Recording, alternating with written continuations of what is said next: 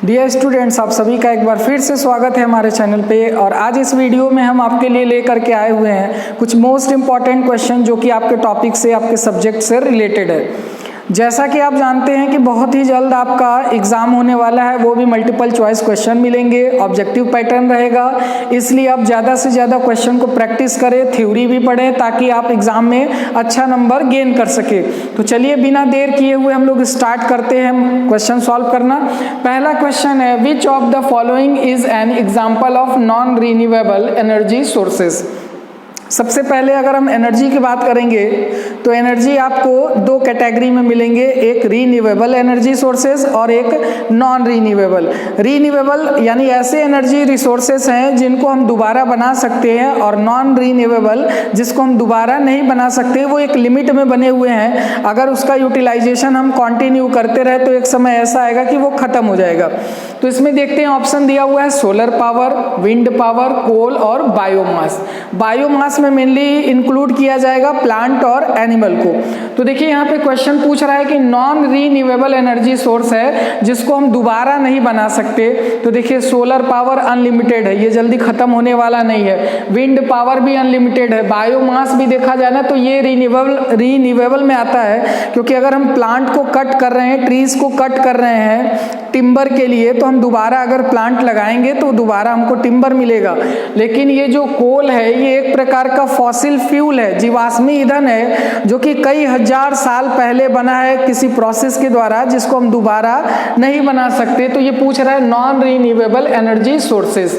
तो यहाँ पे आंसर हो जाएगा कोल। कोल जो है नॉन रीन्यूएबल है, जिसको हम दोबारा नहीं बना सकते। नेक्स्ट क्वेश्चन है, what is the primary advantage of using renewable energy sources. क्या इसमें महत्व है कि अगर हम जो है रीन्यूएबल एनर्जी सोर्सेस को यूज करें तो इससे हमको क्या फायदा होने वाला है। तो ऑप्शन दिया हुआ है, हाई एनर्जी डेंसिटी होगा, लिमिटेड अवेलेबिलिटी होगा, या कॉन्टिन्यूअस डिप्लेशन होगा, या फिर सस्टेनेबिलिटी होगा।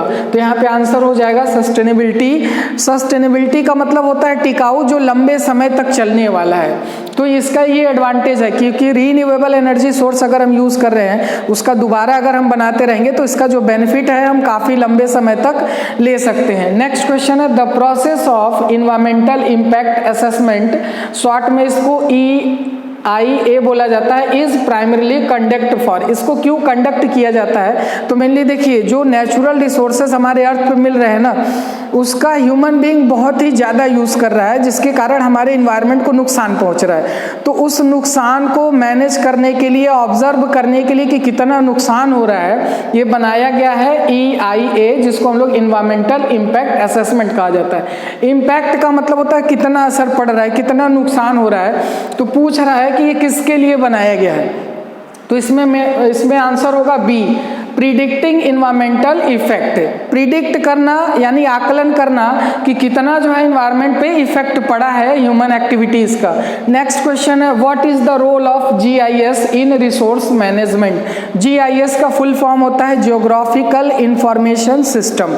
ये एक ऐसा सिस्टम है जो जैसे हम लोग क्या करते हैं कि कोई भी फॉरेस्ट है, अब उसका लोकेशन कहाँ पे है, अर्थ के कौन से पोजीशन पे है, अगर हम उसको मैप में देखते हैं, सैटेलाइट इमेज देखते हैं, तो वो किस तरह दिखाई पड़ता है, उस सभी को मैनेज करने का काम GIS करता है, जिसका फुल फॉर्म होता है जियोग्राफिकल इंफॉर्मेशन सिस्टम। ये किसी भी पर्टिकुलर चीज का एग्जैक्ट अर्थ पे पोजीशन बताता है, लोकेशन बताता है कि वो कहाँ पे है। तो इसमें पूछ रहा है कि इसका क्या रोल है रिसोर्स मैनेजमेंट में। अगर हमको कोई फॉरेस्ट देखना हो कि उसका कितना एरिया है, कहाँ पे लोकेशन है, तो हम लोग इसका यूज करेंगे।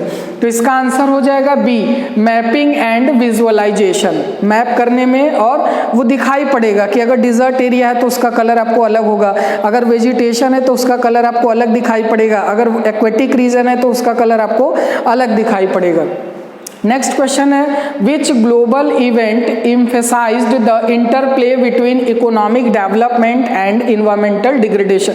देखिए, जो नेचुरल रिसोर्सेज होते हैं ना, वो किसी भी कंट्री में बहुत बड़ा रोल प्ले करता है वहाँ के इकोनॉमिकल डेवलपमेंट में।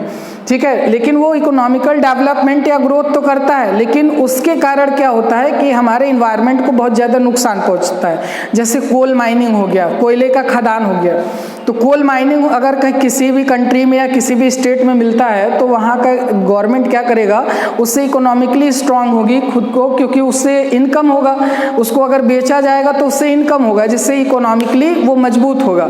लेकिन एक चीज़ और ध्यान देंगे कि जो कोयला अगर हम मिट्टी से निकाल रहे हैं तो वहाँ का स्ट्रक्चर चेंज हो रहा है, उसको अगर हम यूज़ करें जलाने के लिए तो उससे बहुत सारे पॉल्यूशन क्रिएट हो रहे हैं जो कि कहीं ना कहीं नुकसान पहुँचाएगा। तो इसको मैनेज करने के लिए जो है कौन सा जो है सबमिट कराया गया था, तो इसमें आंसर होगा रियो डी जेनेरियो समिट, जो कि 1992 में हुआ था। तो इसका आंसर ए होगा। नेक्स्ट क्वेश्चन है पार्टिसिपेटरी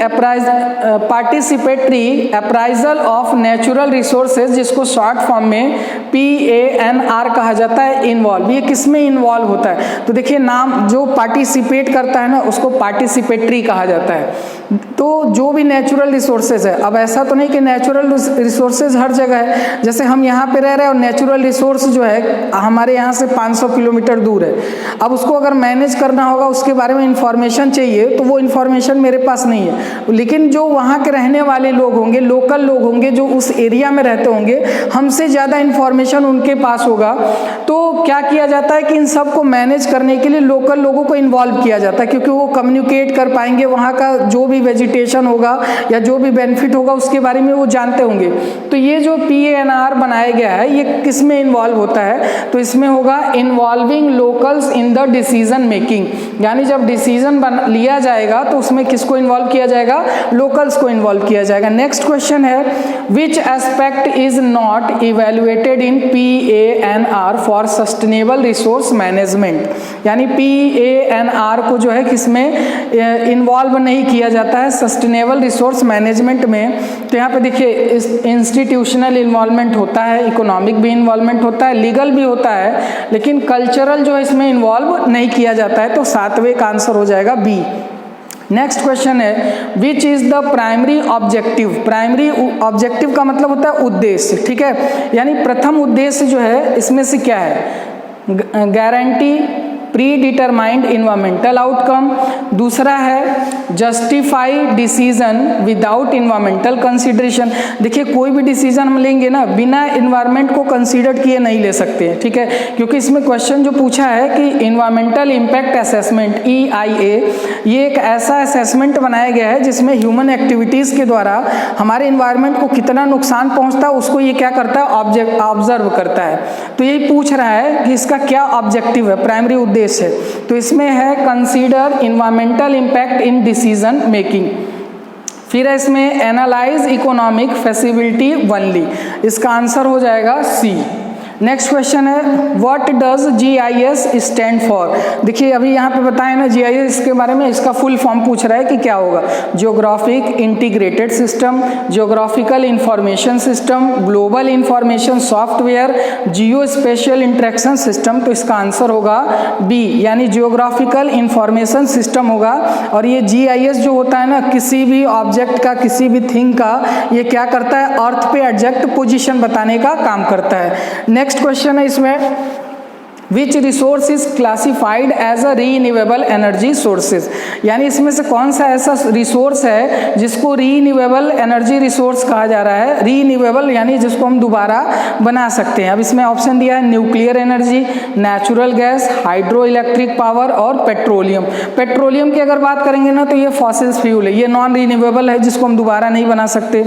न्यूक्लियर एनर्जी भी जो है नॉन रीन्यूएबल है, नेचुरल गैस भी नॉन रीन्यूएबल है। इसमें आंसर हो जाएगा हाइड्रो इलेक्ट्रिक पावर, यानी जिसको हम दोबारा जनरेट कर सकते हैं। हाइड्रो मीन्स क्या होता है? वाटर। इसमें वाटर का यूज किया जाता है जिसमें इलेक्ट्रिसिटी प्रोड्यूस किया जाता है, जिसके लिए देखेंगे आप जगह जगह पे डैम बना होता है। तो ये जो है मोस्ट इंपॉर्टेंट जो है 10 क्वेश्चन है और इनसे क्वेश्चन आने के चांसेस बहुत ज़्यादा है, इसलिए आप क्वेश्चन प्रैक्टिस करिए जरूर से, और जो है शेयर भी करिए अपने दोस्तों को ताकि उनको भी इसका बेनिफिट मिल सके। धन्यवाद।